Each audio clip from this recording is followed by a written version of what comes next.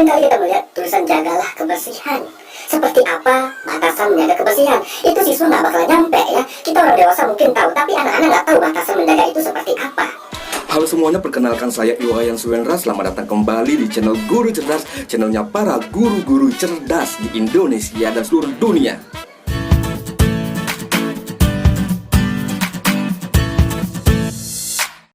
Dalam kesempatan kali ini saya akan mengajak Bapak Ibu guru yang ada di sini untuk membuat kesepakatan kelas. Apa itu kesepakatan kelas? Sebelum saya lebih lanjut menuju ke kesepakatan kelas, saya ingin bertanya kepada Bapak Ibu yang ada di sini mengenai tata tertib yang pernah Bapak Ibu buat. Nah, pernahkah Bapak Ibu guru yang ada di sini membuat tata tertib yang sangat luar biasa bagusnya, tetapi tidak ada siswa yang mentaatinya? Pasti sedih ya, karena di balik tata tertib itu pasti ada visi yang ingin diwujudkan. Tetapi pernahkah Bapak Ibu menyadari apa penyebab dari kenapa siswa itu tidak mentaati tata tertib? Apakah pernah Bapak Ibu guru yang ada di sini menilai siswa, oh memang anak itu nakal, dia tidak akan mentaati tata tertib. Oh keluarganya begitu sehingga mereka malas mentaati tata tertib. Pak Ibu ada yang pernah berpikir demikian? Menyalahkan siswa karena mereka tidak mau mentaati tata tertib yang Bapak Ibu buat. Sebelum kita lebih lanjut lagi, saya ingin bertanya kepada Bapak Ibu yang ada di sini, mana yang mencerminkan Bapak Ibu yang ada di sini? Silahkan lihat gambar berikut ini.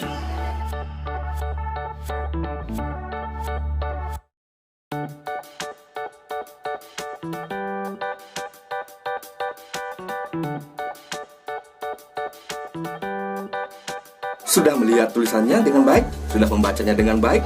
Baik, cukup simpan di dalam hati sendiri, yang mana yang sudah mencerminkan diri Bapak Ibu. Nah, apabila pernyataan yang pertama mencerminkan diri Bapak Ibu, maka wajar saja siswa-siswa tersebut melanggar tata tertib yang Bapak Ibu buat karena tidak sesuai dengan visi mereka. Namun apabila Anda melakukan sesuai dengan pernyataan yang kedua, maka besar kemungkinan tata tertib yang Anda buat akan ditaati oleh siswa Bapak Ibu semuanya.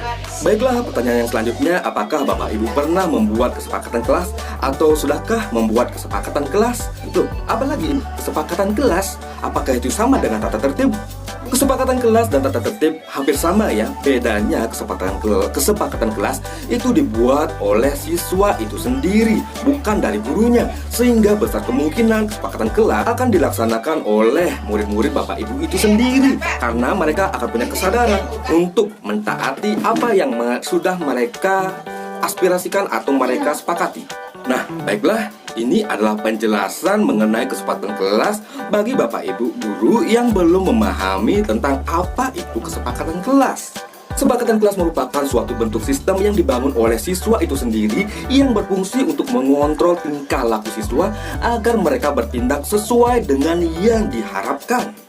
Kesepakatan kelas dianggap efektif karena bersifat lebih kontekstual, di mana siswa turut untuk berpartisipasi dalam pembuatannya dan ada kecenderungan untuk tidak melanggarnya. Karena hal tersebut merupakan hasil karya dirinya sendiri. Lantas, bagaimanakah cara kita membuat kesepakatan kelas? Apakah kita membuat kesepakatan begitu aja atau bagaimana? Tentu ada langkah-langkah yang harus kita ikuti ya. Untuk membuat kesepakatan kelas, kita mulai dari Bagja. Bagja, apalagi itu ya? Bagja merupakan salah satu model manajemen yang berbasis inquiry apresiatif untuk mewujudkan suatu visi tertentu. Bagja merupakan akronim dari tahapan Bagja itu sendiri, yaitu buat pertanyaan utama, ambil pelajaran, gali mimpi, jabarkan rencana, dan atur eksekusi. Nah, untuk lebih jelasnya, saya akan membagikan simulasi untuk Bapak Ibu guru yang ada di sini, seperti apa sih tahapan Bagja itu dan bagaimana cara kita menerapkannya di dalam kelas. Kita mulai dari tahapan yang pertama, yaitu buat pertanyaan utama. Nah, pada tahapan yang pertama ini merupakan tahapan yang paling penting, karena inilah yang ingin dicapai dari kesepakatan kelas tersebut. Seperti apa buat pertanyaan utama yang bisa kita buat untuk kita sampaikan, untuk kita bahas bersama siswa-siswa kita. Nah, contohnya seperti ini. Seperti apa kelas impian kalian? Setelah kita memberikan pertanyaan utama, maka akan muncul beragam jawaban dari siswa. Nah, biarkan saja dulu mereka memberikan jawaban-jawaban mereka agar mereka berpartisipasi dalam kegiatan tersebut. Namun kita sebagai guru harus menuntun mereka agar memberikan jawaban-jawaban yang positif. Untuk anak-anak, kita bisa membantu dengan memberikan visual atau gambar-gambar kelas yang menarik. Selanjutnya, tahapan kedua yaitu ambil pelajaran. Pertanyaan yang bisa diberikan kepada siswa pada tahap ini adalah bagaimana keadaan kelas kita saat ini? Sudahkah sesuai harapan? Apa yang membuat tidak sesuai dengan impian kalian? Tuntunlah mereka agar memberikan jawaban yang pada akhirnya memberikan jawaban-jawaban yang bertanggung jawab tanpa mengintervensi jawaban mereka. Fase ini sangat penting karena ketika mereka, anak-anak itu memberikan jawaban, tentu ada yang pro, ada yang kontra, ada yang bagus, ada yang negatif. Tugas kita adalah tetap memastikan mereka memberikan jawaban-jawaban yang bertanggung jawab. Tetapi kita tidak boleh seperti ini. Hei, jawaban kamu tidak bagus, jawaban kamu jelek dan jahat. Kamu tidak seharusnya memberikan jawaban seperti itu. Anda tidak boleh seperti itu. Misalkan ada siswa yang mengatakan seperti ini, Tugas saya tidak sesuai harapan karena saya harus piket. Ini sangat benar-benar melelahkan saya. dan Anda bisa menanggapinya dengan cara seperti ini. Oh, begitu. Lantas kalau tidak ada yang piket, kira-kira siapa yang bisa menyapu untuk semua ini? Anda cukup memberikan tanggapan berupa pertanyaan yang sifatnya mengarahkan mereka ke jawaban-jawaban yang bertanggung jawab dan positif tentunya. Tahapan yang selanjutnya yaitu gali mimpi. Ajak mereka berangan-angan jika kelas impian itu terwujud dan bagaimana cara mereka mewujudkan hal itu. Namun ingat, semua itu hanya sebatas angan-angan mereka saja, impian mereka saja. Tuangkan semua impian yang mereka miliki untuk kelas impian mereka. Dan ingat satu hal, guru harus tetap memastikan segalanya sesuai dengan rencana, yaitu visi Anda terhadap kelas Anda sendiri. Lakukan tahap ini, kita bisa memberikan mereka kertas-kertas kecil untuk diberi tulisan, kemudian kita tempelkan. Nah, di mana sehingga kita bisa melihat banyak sekali impian-impian siswa di sana.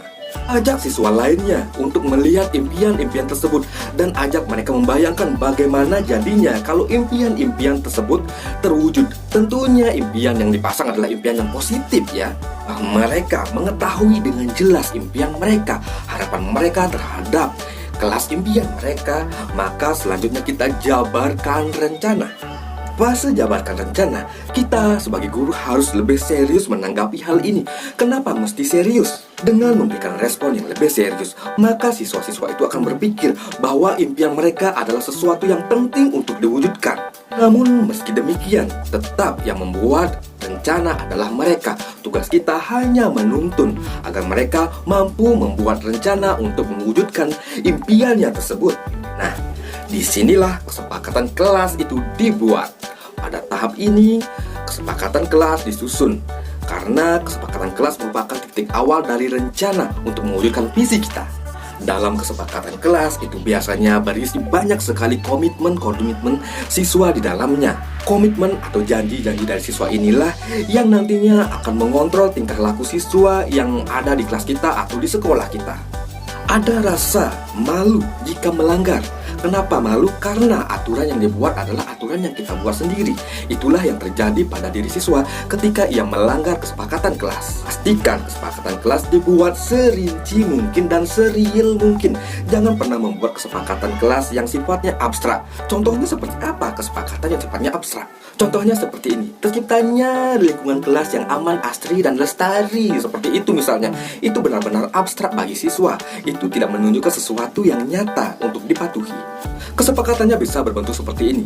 Saya harus menyapu di halaman kelas ketika saya melihat ada sampah di sana. Atau kita juga bisa membuat seperti ini. Saya harus datang 15 menit sebelum bel berbunyi. Seperti itu. Jadi semuanya isinya adalah hal-hal yang nyata. Hindari penggunaan kata tidak, seperti tidak boleh membuang sampah sembarangan, tidak mengotori lantai, tidak mencoret-coret tembok. Seperti itu. Hindari ya. Kenapa? Karena itu juga sifatnya abstrak. Daripada kita menggunakan kata tidak boleh atau kita menggunakan kata jangan, lebih baik kita menggunakan kata seharusnya kita membersihkan lantai apabila lantai kotor. Atau misalnya untuk di kamar mandi atau WC, kesepakatannya lebih bagus seperti ini. Siramlah WC setelah digunakan sampai bersih dan tidak berbau. Aturan-aturan yang spesifik seperti itu lebih baik daripada aturan-aturan atau kesepakatan-kesepakatan yang terlalu luas sehingga muridnya nggak nyampe gitu mikirnya ke sana. Seringkali kita melihat tulisan jagalah kebersihan. Seperti apa batasan menjaga kebersihan? Itu siswa nggak bakalan nyampe ya. Kita orang dewasa mungkin tahu, tapi anak-anak nggak tahu batasan menjaga itu seperti apa. Lebih baik kita membuat sesuatu yang lebih spesifik seperti pungutlah sampah dan buanglah pada tong sampah. Itu jauh lebih mengena daripada kata-kata jagalah kebersihan. Apa yang dijaga? Mereka juga tidak akan paham. Nah, seperti itulah kalimat-kalimat yang harus ada di dalam kesepakatan kelas. Yang kata-kata yang spesifik. Dan nah, tahun ini tidak hanya untuk guru ya, tetapi kepada kepala sekolah juga harus menerapkan hal ini ya, untuk mewujudkan visi sekolah. Dan Bapak Ibu kepala sekolah yang mungkin ada di sini bisa memanfaatkan kesepakatan ini kepada guru-guru yang ada di sekolah, seperti membuat kesepakatan ruang guru, atau membuat kesepakatan lain seperti kesepakatan sekolah, atau apapun jenisnya. Itu terserah Bapak Ibu kepala sekolah yang ingin memanfaatkan model manajemen ini untuk diterapkan di sekolahnya. Beralih ke tahapan selanjutnya, yaitu tahapan terakhir, atur eksekusi. Pada tahapan ini kita mulai menandatangani kesepakatan kelas yang dibuat, kemudian ditempel di tempat umum supaya dilihat oleh peserta-peserta yang membuat kesepakatan tersebut. Kemudian tugas kita sebagai guru adalah melakukan monitoring dan evaluasi terhadap kesepakatan kelas tersebut. Apakah siswa sudah menerapkan atau mungkin ada yang tidak menerapkan. Kemudian evaluasilah bersama mereka. Kenapa sampai ada siswa yang tidak mentaati kesepakatan kelas yang padahal itu dibuat oleh dirinya sendiri. Jika ada siswa yang tidak mau mentaati kesepakatan kelas, maka teknik untuk menyelesaikannya adalah coaching. Apa itu coaching? Itu akan dibahas pada video selanjutnya. Nah, itu dia sedikit informasi mengenai kesepakatan kelas. Nah, kesepakatan kelas itu dibuat dengan menggunakan model manajemen yang bernama Bagja. Bagja merupakan model manajemen berbasis inquiry apresiatif. Apa itu inquiry apresiatif? Silahkan baca-baca di internet, itu sudah ada. Makanya banyak baca, jangan banyak nonton YouTube aja ya. Baiklah, demikian sedikit sekelumit cerita dari saya. Mudah-mudahan bermanfaat untuk Bapak Ibu yang ada di sini dan menjadikan inspirasi untuk kita semua untuk mewujudkan visi kita semua dengan menggunakan kesepakatan kelas. Baiklah, sampai ketemu di video-video selanjutnya. Sampai jumpa.